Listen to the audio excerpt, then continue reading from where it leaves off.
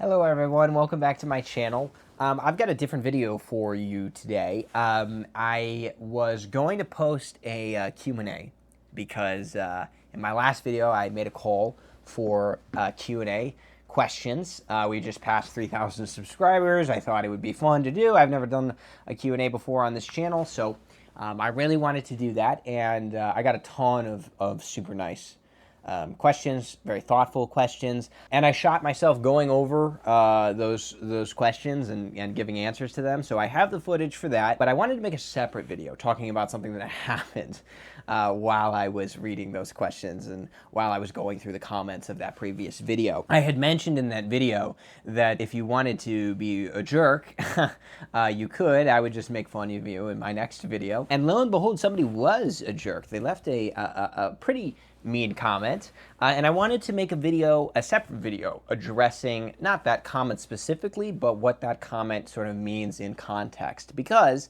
even though it was rude and disrespectful, it is a comment that nevertheless comes up on YouTube, and I'm pretty sure that that won't be the last time I hear of it, even if I make a video like this and put a video like this out there. But nevertheless, I wanted to put something on the record, and as just the go-to address of comments like that. So you'll actually see whenever I post the Q&A video my live reaction to the comment, but I've got it pulled up here. I'll read it. It's from somebody named Randy Cummings, and he says, "I don't believe you read all these books. You are deceiving people all for the sake of making money. I'm shocked that people believe this nonsense." Smiley face, that's nice. So naturally, I wanted to make a response video, not to this comment specifically, but just to the idea in general of faking reading on the internet, because it is something worth considering, and it is something worth talking about at least once, Hopefully this won't be an ongoing series, and hopefully I won't make any more statements about it going forward. But for, considering the fact that I've only been on BookTube for 3 months now, and I'm still pretty new, I just wanted to put it out there that just between you and me and the fence post, I won't lie to you about what I'm reading in a month. That's crazy. Second of all, as far as money is concerned, I think it's hilarious that this person would think that I was doing this all for the sake of money, considering the fact that if we go over the books that I was talking about in the video that he left that comment on, they include Peter Sarris's biography of Justinian. How many people do you know are actively climbing out of trees looking for content about this book? We've got Lost Enlightenment by Frederick Starr. You've seen this all over TikTok, haven't you? And then finally, we've got also Marion Turner's biography of Chaucer. You can't escape it. It's all around you. Everywhere you look, people are talking about this book and making millions off of videos saying how great it is. Obviously, my point is that if I were to try to make as much money as I could off of this channel, or if I wanted to make any real money off of this channel, what I would do is I would stay as far away from books like Marion Turner's biography of Chaucer as I possibly could, because there's very little in the way of money in it. And in fact, there's so little money that it might even be negative money, because these books are not cheap generally to get my hands on. I usually go about it in as smart of ways as I possibly can. I, for example, hold myself over a year to wait to get a book like this from Princeton University Press on their 50% off sale, which is when I got this from last year's 50% off sale. But nevertheless, I not only have not made a single dollar off of talking about any of these books here, but all of them have resulted in a net negative because I've purchased them. And in the case of these two, I've purchased them at full price. Anyway, doesn't matter. You already knew this. There's no point in me clarifying that. But just to get the ad hominem out of the way, none of this is for money. Again, between you, me, and the fence post, I won't lie to you about what I'm reading in a month. But I wanted to go on, move past that, and address some broader aspects of lying on the internet about what you read, because it does happen, and we all know it happens. We all know that people lie on the internet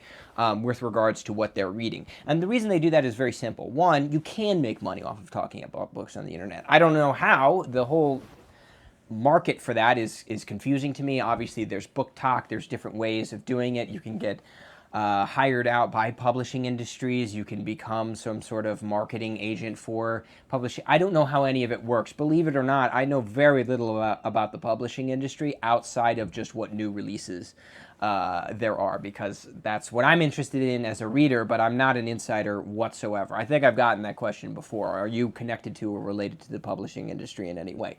No, absolutely not. I know nothing about how the industry works, all things considered. So I don't exactly know how people make money off of talking about books on the internet, but I know that they do. Obviously, it's very obvious when somebody, turns on a camera. They've got millions of subscribers, or at least hundreds of thousands of subscribers on YouTube. Again, talking about books in general on the internet is not, I think, the most lucrative way about making money on the internet. But regardless, there are definitely people who do it. They turn on the camera, they talk about whatever book they're promoting, or let's not use that word, but eventually they get to a sponsorship. Eventually, I saw one person who was sponsored directly by Kindle, which I thought was, interesting to say the least. Regardless, I don't actually have a problem with people making money off of videos on the internet, just in general, or videos about books on the internet, just in general. Obviously, there's tons and tons and tons of videos out there about book talk, which I'm not on. I don't have TikTok, and I don't watch book talks, and I don't know anything about that environment. So while there, of course, might be legitimate grievances, and I know that there are legitimate grievances about the book talk community, it doesn't keep me up at night, and I'm certainly not going to take on the responsibility of calling that community out for whatever it needs to be called out for. If you enjoy watching book talks, then more power to you. I couldn't care less. It's great that people are talking about books just in general, and I'll leave it there. Whether that conversation is as good as it could be or not is not my department. But the problem in all of these instances become when people are bold-faced lying to you, when they're looking directly, as I am, into the barrel of a camera and saying, I loved this book, in a dead-eyed, expressionless way, having never read this book once in their life, because they want to sell it to you, or because somehow by doing that they'll up their engagement, and then that'll allow them to get more money when they do sponsorships, or whatever the incentives may be. Lying in general is, of course, a bad thing, and lying to directly people's faces about books that you haven't read and calling them great, so that you can push some sort of promotion or sell something to people, is obviously ridiculous. I'm not calling anyone specifically out for this. I just know that it exists. I know that it's out there, and I know that the comment that I got on my video is an expression of the frustration that comes from the fact that many, many people do this. And that it can be an issue. And the reason that it can be an issue is because there's no way to check. We have no good way of being able to say, you read that book and you didn't. There's no way to do that. And if you were to try and do something like that militantly, it would reach the point of diminishing returns almost immediately. You just can't pry open someone's brain, roll through all of the experiences that they've had, and find whether or not there's 15 solid hours of them staring into the pages of a book to confirm whether or not they read it. It's just not possible to do. You do have to take people's words for it at some point, and it's hard because when it comes to the internet, people are lying all the time. So instead, what you have is a sort of readerly spidey sense. You develop a spidey sense that comes about from your years of reading.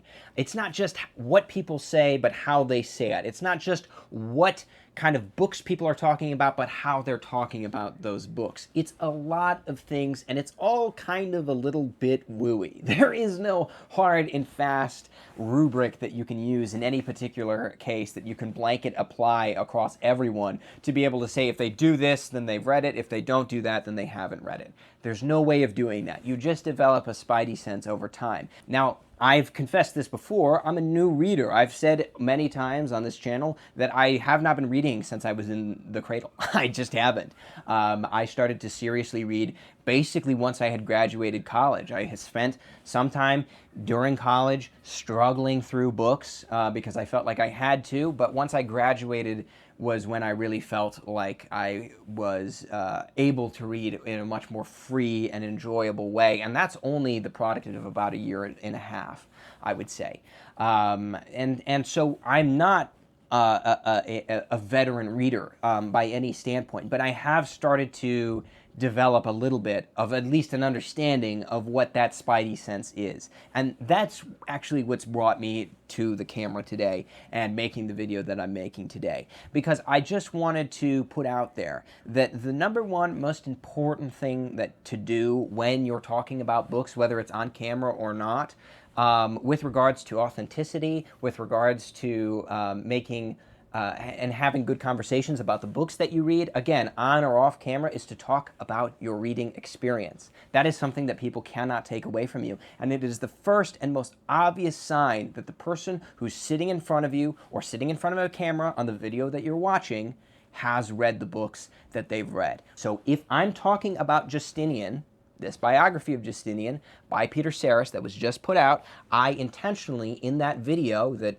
I got called out on for faking, talked about the reading experience of this book with this one, Procopius's Secret History. And I talked about that experience, and I even said in that video that I'd love to make another video about just that experience, because I'm not an expert in anything. I'm also not a lettered historian in any way. I have published no material on Justinian or anything else, so I don't feel comfortable lecturing people. But considering the fact that I read this, and considering the fact that I read this, I had a reading experience. And I thought that reading experience was really interesting. And moreover, I feel like that's a reading experience that you could have too, provided that you find the subject interesting. And so because of that, I wanted to mention that in a video, and because of that, I even wanted to go a step further and make a video about that on its own. But the point is that I'm not doing formal reviews, and I'm not talking about these books by just reading the back jacket of them. For example, nobody is clicking on one of my videos or anybody else's videos to hear the person go, Procopius was a trusted member of the establishment whose official works glorified the deeds of the Emperor Justinian, yet all the while the dutiful scribe was working on a book that could I mean, what's the point of doing that? But if I hold up this book and I say, hey, this was a really interesting book to read, I had a lot of fun reading it, and you know what made it even better? Pairing it with a biography that talks about the history behind the Secret History. This makes for a very interesting reading pair. And look at that. They even have the same mosaic on the cover. Regardless, the point is that if I'm talking about my personal reading experience with something, you can't take that away from me. I can't take that away from you. And it's the surest sign that you and I, if we're talking about our experiences with certain books, are being honest with each other. Now, of course, I can lie and say that I had a terrible time with this book, because that would be a lie. I didn't. I had a great time with it. But in that video, I did talk about Dan Jones's Henry V, and I said I had a bad experience with this. Maybe I could lie and say, actually, no, this was great, and I loved it. And, you know, man, the narrative approach that Dan Jones takes to this book is really great, and I would definitely give it a read if I were you. And sure, I can always lie about my experiences as well, but there has to be a certain point where you can trust the person and you can trust what they're saying. And I'm not going to make any grand pronouncements about at what point you can start trusting somebody, but for me, if I'm clicking onto a video, I'm just going to assume that that person is telling the truth until they demonstrate otherwise. And there are very clear signs that people are demonstrating otherwise when they pick up a book like this or any of the other books that I've mentioned on this channel, and they just start giving the most bland and basic descriptions of what is in the book as far as like the plot is concerned, or just giving like the most bare bones bullet point information that I could get off of a Wikipedia page that's clearly on the inside flap of the hardcover that you're holding up. I mean, what is the point of you talking about a book if you're just going to read off the publisher material that I could read on my own time? Everybody is here to hear your experiences with reading. That's the whole point, and that's what I try and share, and I've gotten tons and tons of wonderful, thoughtful comments of people saying that they enjoy that, and I will keep doing it independent of whether or not one or two people think that I'm faking it. But the point is that if you're talking about your experience with reading, you're doing the right thing and you're doing a good job.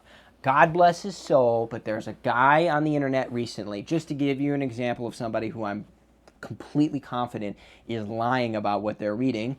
Again, don't want to send any hate in anyone's direction, although, of course, I don't have a big channel here on YouTube, so I doubt that I even have the capacity to do something like that. But just in case there's a few psychos who happen to stumble across this video, I don't want to send it as hate in anybody's direction. But there was a video that I saw at this point, maybe a week and a half ago, something like that, and it was like, I don't know, 15 books that every young man should read, and I couldn't help it. I had to click on it. The thumbnail was just an absolute bright red flag. It was just the most intense red flag I had ever seen, and I just clicked on it, and worst fears confirmed. It was just, there was basically no fiction on it whatsoever. The person in the video, the guy in the video, again, God bless his soul, no hate in his direction, but you know, he's sitting on a couch saying, well, you shouldn't spend your time reading, you know, Oliver Twist. What you should be reading is books like this. There's no fiction on it, and the only fiction that is on there is Infinite Jest. My God. But the point is that not only is this guy not giving good advice, not only is he not recommending the books that a young man should read, or really anybody should read, it's ridiculous, just as an aside, to say that a young man should only be reading arcane works of philosophy and then one or two pieces of fiction, those one or two pieces of fiction being, of course, Infinite Jest. That is the most crazy antisocial thing that you could ever recommend somebody. But regardless of that, the guy was also just lying and trying to make it seem like he had read all of these books when he obviously hadn't. Nobody who has read Infinite Jest is going to talk about Infinite Jest in terms of just what the most generic materials that they have available to them. You can give very bullet point details about what it's about, but if you've actually read it, you're immediately going to start jumping into discussions about what it was like reading all those endnotes. Did you read them? Did you skip them? What was it like flipping back and forth between the text and the endnotes material? Did you hate that? Or did you find it enjoyable? What about those extremely long sentences that David Foster Wallace uses? Were you following along as he was writing those, or did you find yourself losing track of what was going on in the narrative? What did you think about, I don't know, subsidizing time, or any number of things that would obviously tip anyone off that you've read it? Of course, you're not going to neglect talking about those things if you've actually read the book, because if you've actually read the book, those are the first things that are going to pop into your mind. Imagine talking about a movie that way, for example. Oh yeah, I just saw the new Mission Impossible movie. You know, it's very interesting because Ethan Hunt, in this final installment of Mission Impossible, is trying to save the world. And he's trying to save the world from a AI singularity that is going to fire off all of the nuclear missiles, and nobody's going to do that. You're going to talk about your experience with watching it. You're going to say, oh, I liked the other movies and this one I didn't like as much. Or, oh, the other movies were fine, but this one I thought was great. And that stunt at the end was mind-blowing. How did they do that? This is how you would talk about anything. What about albums or music? You're going to talk about albums and music as if you're reading off a Wikipedia entry on those albums? No, you're going to talk about what your experience with that music is like. There is no difference between music and movies or any other media that you enjoy and books. But somehow, some way, when we get to books, people put it into a different category. And that's a category that is easy to fraud, especially because people think that there is some sort of badge of sophistication that you immediately get if you say you've read books like Infinite Jest, which of course you don't, and in many cases, not only do you not get a badge of sophistication, but you're actively the most disliked person in every room you enter. Anyway, the point is, when we're talking about books, we're not talking about something that's remarkably different from movies or music or television shows or anything like that. When you engage with those things, the first thing that's on your mind when you get asked questions about it is, what was it like to experience it? And that should be the first thing that's on your mind when you talk about books, whether it's fiction or nonfiction. And I phrase that as if it's a prescription. It's not a prescription. That will be your experience. Of course, that will be your experience if I asked you, oh, what'd you think about and I name a book that you've read, the first thing that's going to come to your mind is your experience with that book. It's not going to be whatever sort of random fact you've picked up from watching a video about it or reading a Wikipedia entry on it. It's going to be about what it was like when you were alone in a room with the book cracked open, sitting in your lap, and you were reading it silently. What was that experience like? That's what's going to come to your mind, just as you're going to talk about your experience when you went to the theater with your friend to watch the latest Mission Impossible movie, or what it was like to bump a new album from an artist that you really like in the car while you were commuting to work in the morning. Regardless of what it is, you're always going to think first and foremost about your experience with X, Y, or Z, and that's why we're all here. Whether we talk about books, whether we talk about movies, whether we talk about music, it doesn't matter. That experience is the litmus test about whether or not somebody is saying something that's worth listening to, or and especially in this case, whether or not they're lying to you. And if they are consistently avoiding talking about the experience of reading something and just resorting to the most basic, benign factoids about when it was published or who wrote it or anything like that, you can be pretty confident that the person has not read the book. But it doesn't even matter. It doesn't even matter because the video is functionally useless anyway. What you can't get from the internet is, what did I think of it? And I'm just gonna throw that out there, and you can do whatever you want with that information. There was somebody in the comments of that video that I'm referencing, and the person in question this time was not mean at all. They were talking about how they liked Dan Jones a lot, and I think they even mentioned that they liked his biography specifically, and they thought it was interesting that I didn't.